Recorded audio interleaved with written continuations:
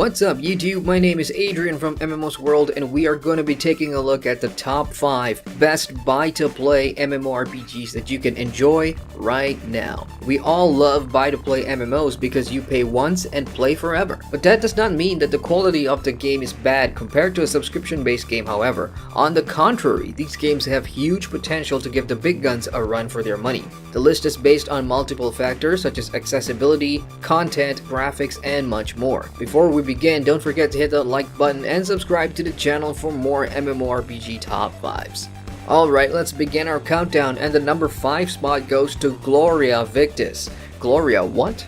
Many folks have not heard about this buy-to-play MMORPG, but you really should. Gloria Victis has been around since 2016 and is brought to you by developers Black Eye Games. Gloria Victis is a low-fantasy open MMORPG featuring non-target combat, PvP with territory control, player-driven economy on top of some pretty realistic graphics. The game is currently on Steam's Early Access program, so development is underway as you play, but majority of the game has been polished over the last few months. So what's great about Gloria Victis? For starters, if you're a PvP-centric MMO player, you're going to like Gloria Victis a lot. There's 2 nations you can represent, the Midlanders or the North, and of course there's going to be conflict for territory. Imagine For Honor or Chivalry Medieval Warfare in an MMO, but with a deep crafting and economy system. When it comes to PvE, there's also a sandbox element thrown in where you can help shape towns and communities to help your nation excel while increasing your character's reputation. You can either rally with your guildmates or become an outlaw.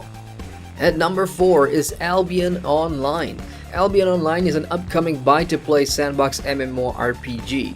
If you've ever played games like RuneScape and Ultima Online, then you might feel compelled to check this game out, or your nostalgia strings will keep tugging at you. The game is currently in its final closed beta stage before launch on July 17th. It's a true sandbox experience. You start as a nobody and must manually put in the time and effort to get better at everything from crafting to combat. Progression is determined by the insanely huge Destiny board, which acts as your tour guide to the various different crafting professions, weapons, and gear.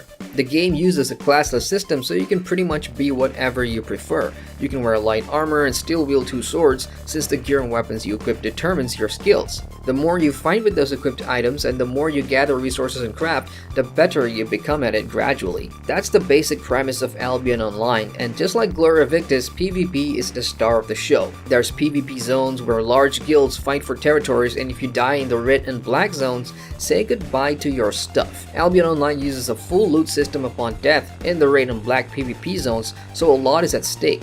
But if you do venture out there, you'll find the best resources for crafting. So the more risks you take in this sandbox game, the better the rewards. There's a lot this game has to offer for different types of players, considering the entire game's economy is localized to towns, and crafting and farming are important parts of the game. So if you're an old school sandbox junkie, this might be the game for you.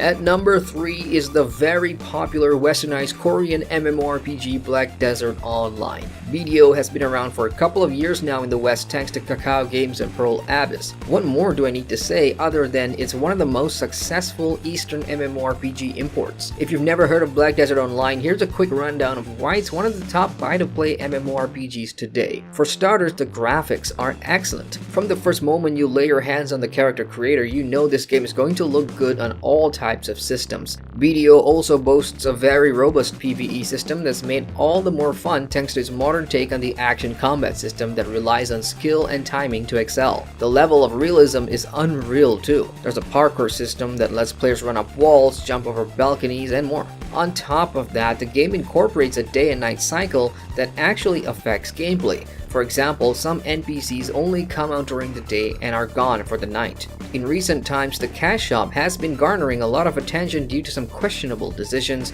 but take nothing away from the core offering of content and fun that BDO offers players looking at a fresh MMORPG.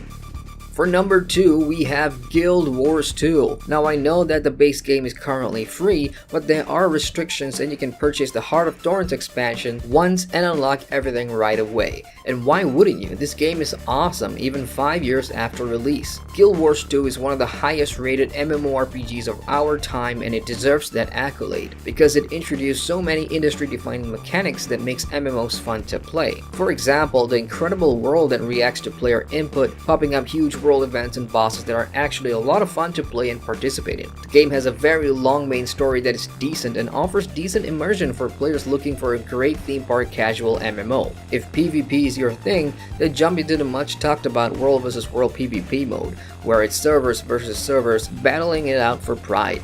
There's also structured PvP for small groups that are really fun and surprisingly balanced compared to a lot of other MMOs because everyone is put on equal footing. Ultimately, Guild Wars 2 offers an amazing amount of content that you can already play for free right now, and buying to play just adds the expansion and everything else. It's a bargain since it goes on sale pretty often and new content rolls out consistently. Which reminds me, there's gonna be a new expansion coming up very soon for Guild Wars 2. And taking the top spot on our list is The Elder Scrolls Online. Remember back in 2014 when the game was a huge pile of stinking garbage according to critics at launch? Well, it's much improved in 2017. Ever since dropping its subscription-only model to buy to play, the game has been evolving step by step, transforming itself into a really good MMORPG finally worth playing. ESO has also dropped the PvE progression restriction and added level scaling, which now means you can just about quest anywhere you want. It now embodies that classic Elder Scrolls feeling on top of fixing a lot of issues that were plaguing gamers at launch. The DLCs that has been added over the last year or so are also of good quality. The Thieves and Dark Brotherhood guilds, Orsinium, and more have added huge amounts of content that can be enjoyed whenever you want. If you don't want to buy the DLCs a la carte, the base game still has hours upon hours of side quests and main story content that's really good. PvP is still active, and while it's laggy, better days are coming for Cyrodiil. The Morrowind DLC is on the horizon, bringing a new Warden class on top of brand new PvP battlegrounds for small groups to battle it out. But for sheer amount of content and quality alone, The Elder Scrolls Online is absolutely good value for money, considering it goes on sale so much, especially on Steam for the PC and Mac. And oh, it's on consoles too, so that's a plus.